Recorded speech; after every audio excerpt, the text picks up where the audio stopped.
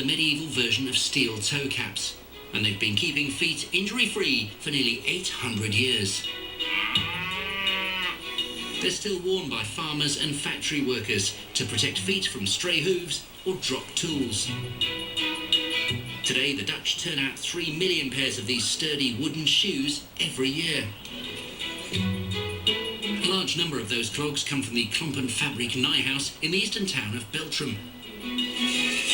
They've been carving clogs here for over 70 years, and today the business is run by Paul Nijhuis. My father started in 1938, and by hand he could produce 4 pairs in one day of 12 hours of working. And nowadays we produce about 2,000 pairs in one day. The first thing you need for a wooden shoe is wood. Clogs are often made from alder, willow or poplar. Here, poplar is the most popular because it's straight-grained, making it easier to work with. The factory consumes 240 truckloads of this tree a year. More than 3/4 of the wood is lost in the sawing and sanding process, which makes a whole lot of mess. To prevent the factory drowning in sawdust, a special metal spiral carries the woody debris outside, from where it's sent to farms to use as bedding for livestock. The next challenge is to split the sawn trunks into something more shoe-shaped. The answer is a hydraulic splitting knife. A star-shaped blade effortlessly divides the wood into 5 pieces called blanks, which pass to a re-splitter to be shaped further. Turning these logs into clogs means using a mould. These are manufactured in another part of the factory by Ronald Nijhuis, a man who makes his living by putting his foot in it.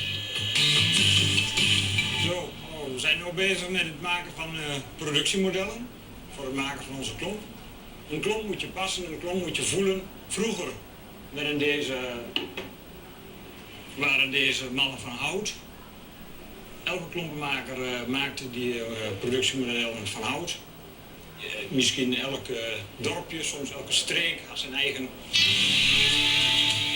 Ronald's mould is placed into a copier machine and 2 blanks are pinned in alongside it. Then the lathe grinds into gear, shaping the wooden blocks by mimicking the mould's shape.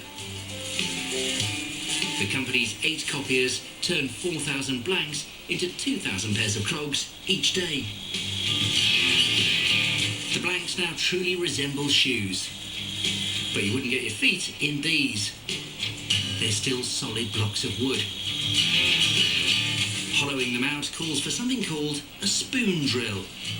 With blades like ice cream scoops, the machine carves the inside of a clog faster than you can say, mine's a rum and raisin.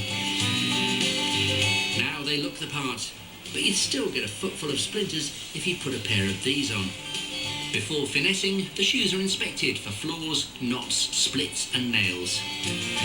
Clogs that pass muster are still quite crude. So far, the pegs at the heel and toe have been used to hold them in the machines.